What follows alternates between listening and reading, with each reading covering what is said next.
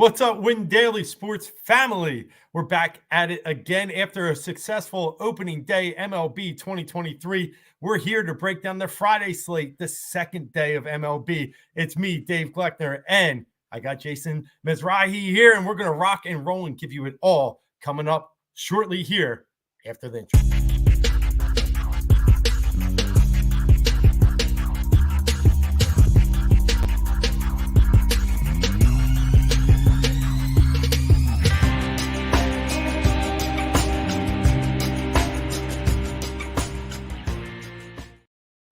All right, Jay, I got to lay it out there right away.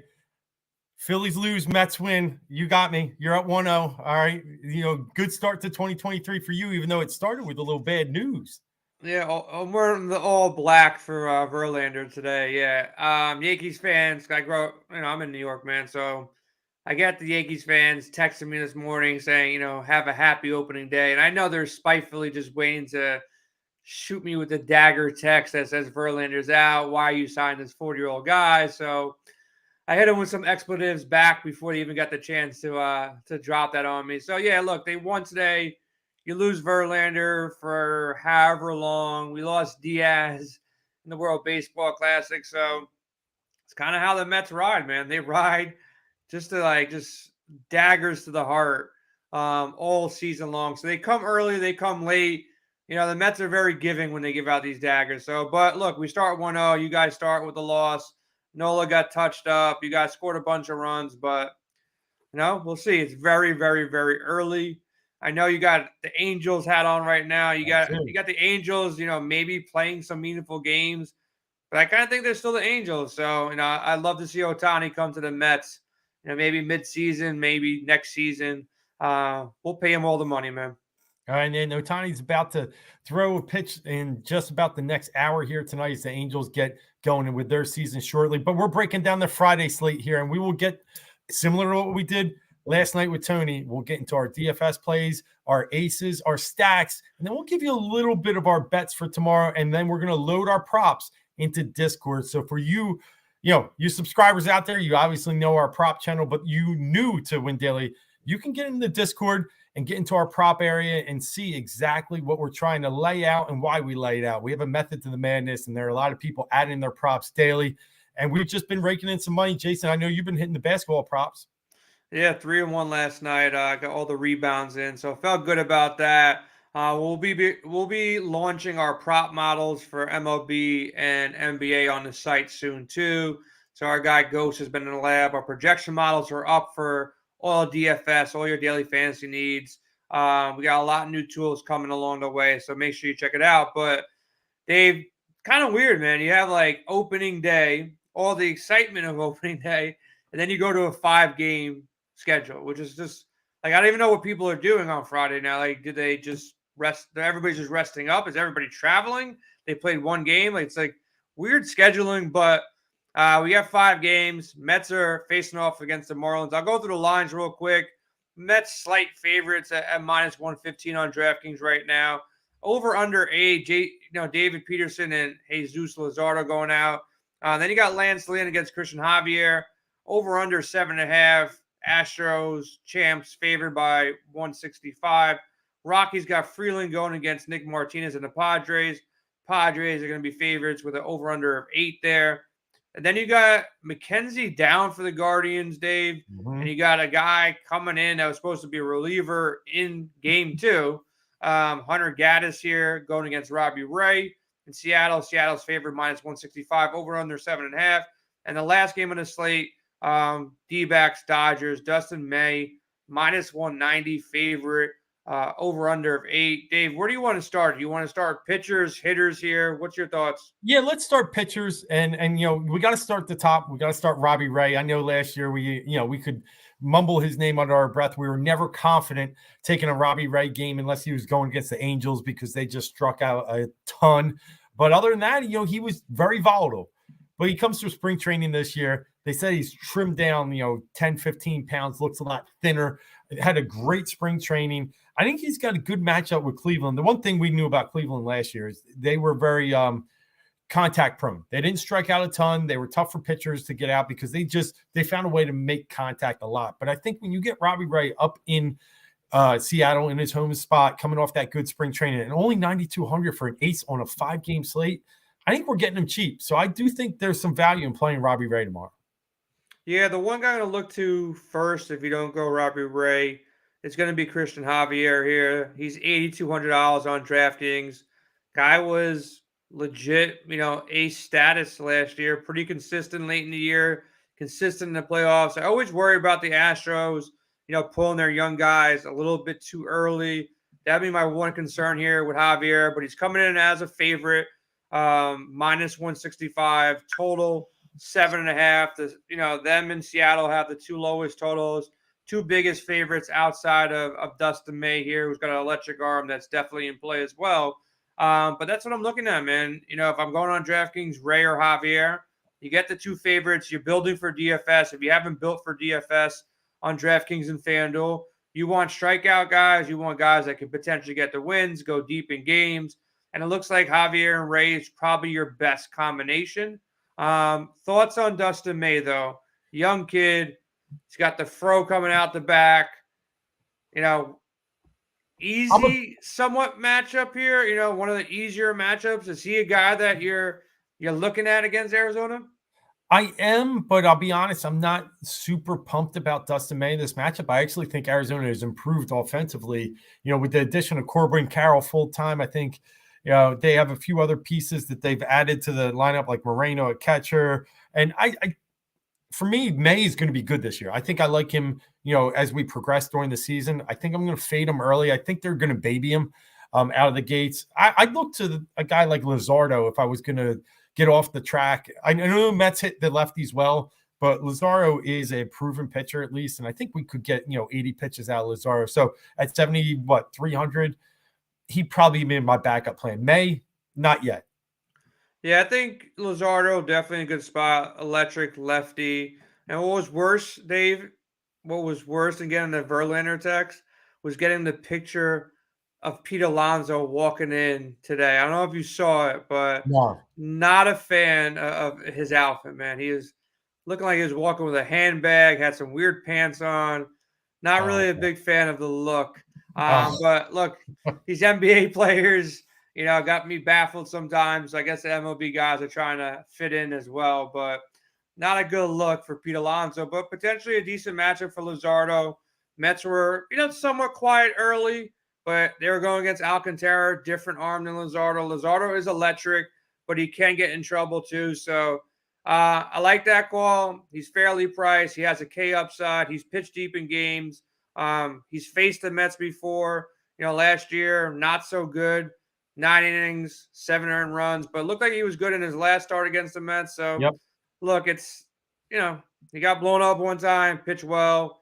He's going to be probably hot out the gate, fair price on him. So, I think that's your player pool between the 4 pitches right there. It's, if you want to go up top to Ray, but probably the best landing spot. Javier, 2 for me. And then between Dustin May and Luzardo, only 2 other guys I'll be really targeting.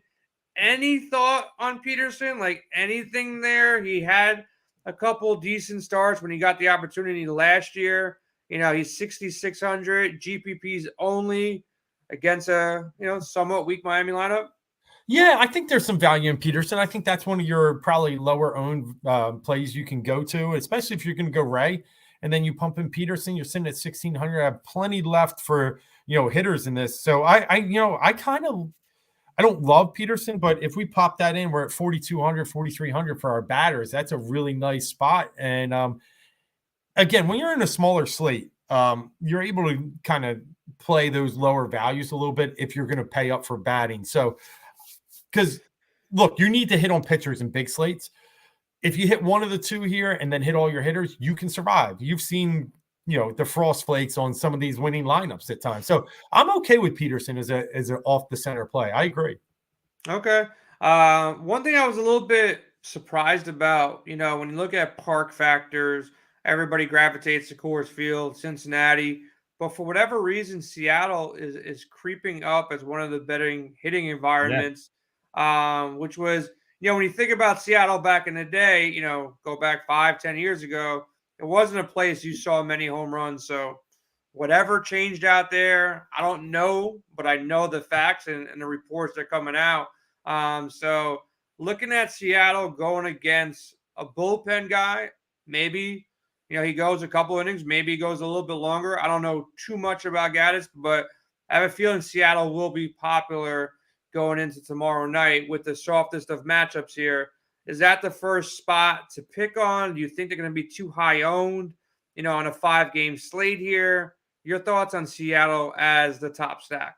Yeah, first off, Scott, thanks for checking in. Yeah, absolutely. We're back. We're at it. We will definitely be putting up video content, trying to get every weekday slate, and then we'll cover the weekends on our Sirius radio show here. But thanks for checking in. And as always, good to hear from you. Yeah, Seattle's probably, if they're not 1A, they're 1B. I like San Diego a lot too against Kyle Freeland. But the ability to attack, a bullpen pitcher early.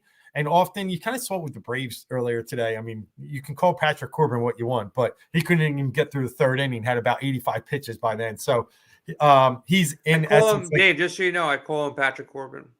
That's what I expect from him. I call him Patrick Corbin. When he doesn't pitch like that, then I'm like, who is this guy? But looked like Patrick Corbin today. And that's what I expect out of maybe Hunter Gaddis tomorrow. You're able to attack early, and then it's tough. Bullpen games can be tough because then you're seeing a different arm every inning or two after that. So that's my only fear in a bullpen game. You got to get to this guy, first, second time around. But, with that said, they're 1A or 1B for me. I do like San Diego a lot. Freeland, he's a little better outside course like everybody else, but that San Diego lineup this year, according to Baseball Reference and FanGraphs and everyone else, second, third best lineup in the league, right up there with the Blue Jays. So I like San Diego a lot tomorrow too. Yeah, one other point of advice I'm going to put out there to everybody. Early in the season, there are places where there is a dome, and there are places that are hotter than New York right now, or somewhere in the Northeast, or Minnesota, or wherever games will be taking part the next couple of weeks until it heats up. And cold weather favors pitchers, and hot weather favors hitters. So check your weather. If you got players out on the West Coast, chances are, I know it's been cold in Cali, but chances are it's going to be warmer, than New York and the East Coast, Boston, anywhere down, up north. And then, these dome games, you have a controlled environment, so you should see better at-bats there for these guys as well. So San Diego, yeah, look, you got Kyle Freeland. He's better than Patrick Corbin. He's better not in Coors Field, but these teams play a lot against each other, so they see each other a lot. So advantage goes back to the hitters here. So, Machado and Bogarts and Cruz, they're going to mash him most likely. They're going to be popular most likely. So try to find ways to get different. If you're going to go out there and stack the Padres, maybe go a little bit different with pitching to get different. And when we start talking about stacking, anybody who's been listening for the first time, maybe you're just betting, and you don't really play on DraftKings and FanDuel. If you want to stack, you want to get 4 people in your lineup on FanDuel or 5 people in your lineup on DraftKings, or at least have some kind of correlation with 3 or 4 hitters, 2 or 3 hitters from one of these stacks, and you can mix it up. So when we're talking about stacking, that's what we're talking about, getting, as many players in the lineup as possible against a pitcher that you want to attack. We like the Padres, of course. We like the Mariners as well. Dave, Dodgers, they're probably pretty good any day of the week. They're pretty deep as well. They're going against Merrill Kelly. Kelly was good last year, though. So thoughts on the Dodgers? Who lines up as number 3 for you, or maybe your lower owned stack that you think could be the winning stack to have on Friday night? Yeah, I mean, if the Dodgers are interesting, Kelly, had decent success against them last year, but I mean, they would be a team, I just want to see how that lineup meshes this year. I'm not probably jumping out the window to grab the Dodgers anymore as they lost, Lux was the guy they were really relying on, lost him in spring training in the preseason to a season-ending injury. The loss of Trey Turner was big for them. Trey Turner, that guy's good, right? Yeah, supposedly. I mean, he only hit a triple today, and but pretty good. Yeah, he's pretty good. But Captain America, man, he almost helped them win. But Trout, not that good at baseball. He can't hit Ohtani, so no, he can't. But that was a shame, but it was also about 101. So it was coming in there pretty hot. So I don't blame him too much. But if I was going to go, I guess I would think about. No, I'll go Dodgers as my third stack. I mean, I tempted the Rockies, but Nick Martinez, he played for the USA in the World Baseball Classic, then left a little early after he started one game and they didn't need him anymore. So he's not a guy that's going to go more than 3 or 4, but San Diego's got a decent bullpen. So I'll go Dodgers as my 3 here. But to get different, I mean, I guess if I was really going to try and get different, I might try and play a team like Arizona against May. I think, like I said earlier, Carroll is one of the guys we like a lot. Marte's still there. I like the kid out in the outfield, Alec Thomas. So there's some decent value I think you can get up and down with Arizona. Yeah, I think you might have hit on something with the Rockies too. I think they'll be probably one of the low-owned spots in a good hitting environment. I'm not scared about Nick Martinez at all. You got guys with some pop there with Crone, McMahon, Blackman, Bryant. You even want to throw Moose Tacos in a stack or two. Look, this is a better lineup for San Diego when they're all healthy. So if Bryant can stay healthy, at the top, help that lineup get on base. Blackman, Crone, McMahon for power in the middle of the lineup. Nick Martinez, probably going to be a decent day in San Diego, one of the better hitting environments. So I don't mind that. And then the Astros, they're stacked as well. I know they struggle with Cease. Yeah. But Lance Lynn, look. He was great. Lance Lynn he's up and down, dude. Like he was great 2 years ago. Yeah. Last year, a lot of injuries. So you didn't really see the Lance Lynn resurgence, for a part 2 here. I don't know what to expect of him coming out. They might baby him, after what happened to him last year. So I think the Astros also a good play too. I'm not really going to be looking to the Mets. Not going to be really looking to Miami. I think we hit on all the stacks, Dave. Bets here. I didn't bet a lot today. I'm going to be honest, man. I got so busy. Me and Ghost were working on the back end, making sure the projections are all cooking tonight. By the time I got around to it, man, I don't have any action. I can get some action before these 10-10 games. So if you do like anything for these 10-10 games that you're betting, let me know so I can get some action later on. But thoughts on a betting perspective, man? I know you're not betting the Mets because why would you ever bet the Mets? What teams do you like? You got some juice on these favorites. Do you like any over-unders here? What are you thinking? I like the Marlins tomorrow. Minus 105. I just am a big fan of Luzardo. I think the Marlins. Take your first 5 then. At least give me a shot to have my Mets victory and you win. So maybe go first 5 on Luzardo.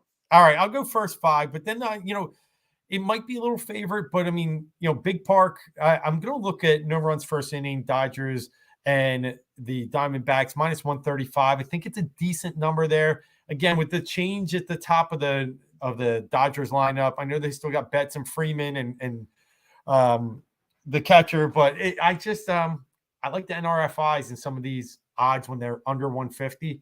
Was able to get an NRFI in that Brewers Cubs game today just because it's just cold. It's freezing cold out in the Midwest. But, this plate's a little warmer. But I think both pitchers are decent. We'll come out throwing hard early. I think you take advantage of them the second time around the lineup. So that's my second bet. I like the Marlins and I like the Dodgers, Diamondbacks, NRFI. Okay. All right. If I had to make one bet, I'm not going to be official on this yet, but I'd probably lean on the over in the Seattle Cleveland game. I know Rays look good. I know he's a favorite. I know we like it for DFS, but I think Seattle's going to score on the young kid Gaddis. And, on the backside of it, Seattle, Robbie Ray, he can still strike out 10 people and let up 2 or 3 runs too. So I would lean towards the over there, 7.5. I want to see the weather though. See, what Seattle's looking like tomorrow night. So we have time to bet that. I'll place my bets in Discord officially, potentially on Twitter as well. So give us a follow, Win Daily Sports on Twitter. Go to windailysports.com. You'll have links all over the place to hop in our Discord for free. It's in the show notes as well on YouTube. So make sure you check us out there. Over 7.5, like that. I can get down with first 5 Miami with you. Luzardo definitely has the matchup there. And then no run first inning. I just want to ask you, Dave, I bet it before. Yeah. What's your strategy behind no runs first inning? Because I know a lot of people want action. What is is there like your own sequence of research that you do that say, all right, this is the game to go ahead and attack it? Yeah, two things. And a lot of times it takes a little bit of, play into the season to really get a groove of it. But a lot of times I look at, teams and their success rate in scoring the first inning. I look at pitchers and what they do in the first inning. And I try and bottle those together. You've always heard it before. The best way to get to an ace is to try and beat them in the first inning. So a lot of times I won't necessarily, line up with the aces in the NRFIs. I'll look at more the mid tiers, the 2s and 3s that are looking to come in here and really try and dominate a lineup early, while the aces are really trying to, get their groove so they dominate later. So I just try and look at those trends of how pitchers have fared in the first inning or the first time around with a lineup, and as well as how teams have performed in the first inning. Now it's tough to do in game 2, right? Obviously. So I'm looking at 2 number 2s that really, I think, want to get out to a hot start. And that's one of my big reasons I like that tomorrow. So what's your bet tonight, man? I got no bets right now. Well, If anybody's listening live right now, what is your bet for opening day night game? It's got to be 10 o'clock game. There's a couple games out there. I made a quick lineup myself, so I got a lineup in. But what do you got for a bet, man? Let me trail some. Yeah, well, I like Anthony Rendon to over his hit total tonight. Anthony Rendon hit 500 in spring training, 18 for 36. It's not like it was like a small sample size. I think he's back. They're saying the velocity off his bat is up 2 or 3 miles per hour from last year. It's a little juiced up. It was about 160 when I got it earlier, but just trying to ease into a win. I feel like Anthony Rendon's a great spot tonight. What's the play, though? You got him over 0.5 hits or total bases? Hits. I mean, because it's the same thing when it's 0.5, total bases and hits. So it's the same line, but I'll say it's hits. And I will say this much. They're going against a young kid that came over in the Matt Olson trade from the Braves. I was surprised he's coming out as their number 1 starter. Baseball Prospectus has him as the 6th best starter for them. So a little surprising they had him rolling out. But I also like Ohtani over those 6.5 Ks. I know Oakland's like perplexing and tough and some of these Ks early, but 6.5 seems a little light for a guy that's already got in some decent amount of work. Okay. All right. I'm gonna look at these lines. 170, a little It's heavy. a little high. Yeah. It's a little heavy, juicy. I remember one time last year, I thought it was a mistake, man. Trout was over, I think it was over a 1.5 bases against somebody. I'm like, and it was plus money. Looking back, I bet a lot of money on it, but I wish I bet more money on it because he just went out there, hit like multiple home runs against him. But yeah, total bases, always a fun thing to do.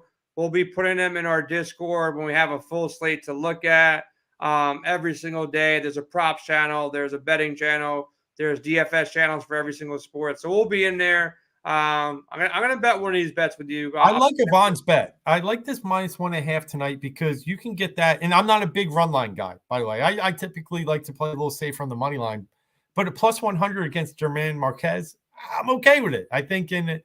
So I like the play, Yvonne. I'm gonna ride that. And then I know it was 110 this morning. It's like 130 now, Ed. I think it might even be higher, but I still think there's value in it. All right, we'll see how it goes. Maybe I'll get some live bets going too, man. So, Dave, get us out of here. All right. Obviously, check us out on Sirius. I'll be on tomorrow with Joe, 8 to 10. We'll have some live bets on the Fantasy Channel. Back Saturday, 5 to 7 p.m. And then Dave and Tony will be talking about the Phillies for 2 hours straight, 7 a.m. to 9 a.m. on Sunday morning as well. Actually, no, you're going on vacation. Well, yeah, but no, I mean, I'm not Phillied up. Sure. Yeah, but no, yeah, I am going on, but I'll be definitely connected still, doing some shows, writing some content. So we'll have it all for you here at Win Daily Sports. The MLB is live and well, and we're covering it from every angle. We got our prize picks videos coming out each day, our core 4s. Like I said, MLB is covered here. We got the prop models coming out, the projections. When are they launching? Tomorrow? Projections are always up. They were up today. They're up on the site. Lineup optimizer up as well. Prop model, Ghost is working on a little bit before release. And we also have a stacks tool and a matchups tool on Win Daily too. So go to windailysports.com. There'll be more cool things dropping all season long. And, in Discord, you have questions. We can answer them about stacking, DFS, props, all that kind of good stuff. So best place to be is over in the Discord. All right. That wraps it up for tonight. For the Friday slate tomorrow, March 31st, Have a great one and win some money. Until then, we'll talk to you.